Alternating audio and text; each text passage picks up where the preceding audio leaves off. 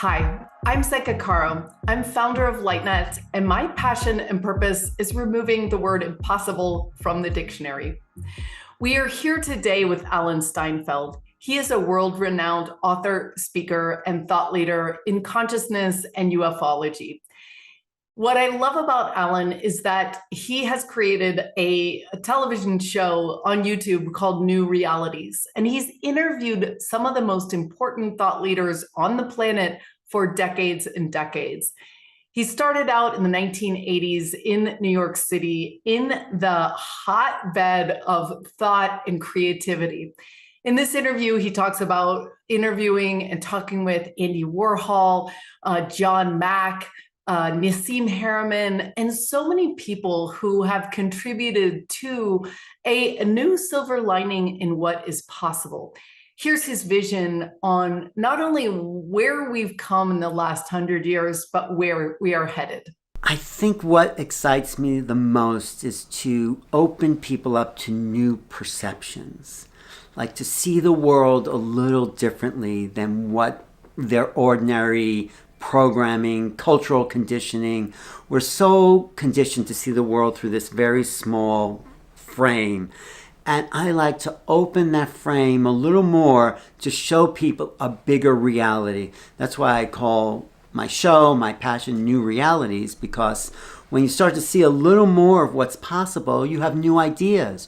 New things open up for people in their lives to create more magic, more of their passion, more of their expansion for other people. So that's my most exciting thing to do, is the ability to show people there's more to reality than what they thought.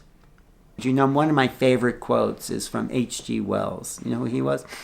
He wrote The War of the Worlds, the first. But as he evolved, like through the 1920s and 30s, he predicted that everyone would be able to sit in their home at their leisure to look at a projector and examine any book and any document in exact replica.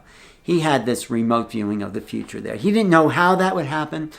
But another thing he said, I think around 1938, he says, someday people will pick up an old newspaper or article somewhere and think, was there ever such a world?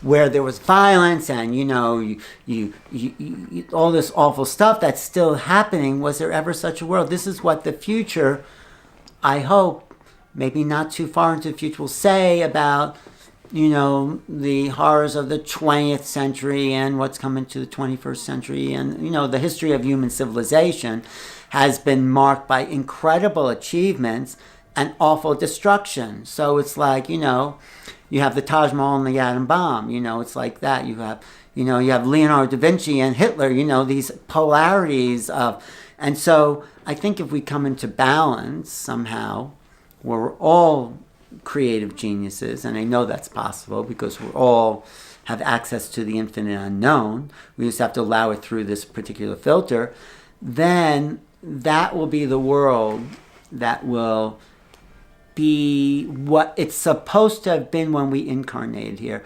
It is supposed to be a world full of abundance, enough food, the promotion of your own creative individuality. That's like level playing field for how incarnation is supposed to be. And that's what I call when that can happen, I call that the flowering of humanity. When everyone's here to do their own creative passion and add to the collective process of making known the unknown, where art is the currency of the day, then we wake up to the ongoing creation of new realities where people are just amazed at the next song or music or this. And people are now, but they're also then, but if everyone was that way, adding to the potential that exists, then that will be a real flowering of the new humanity.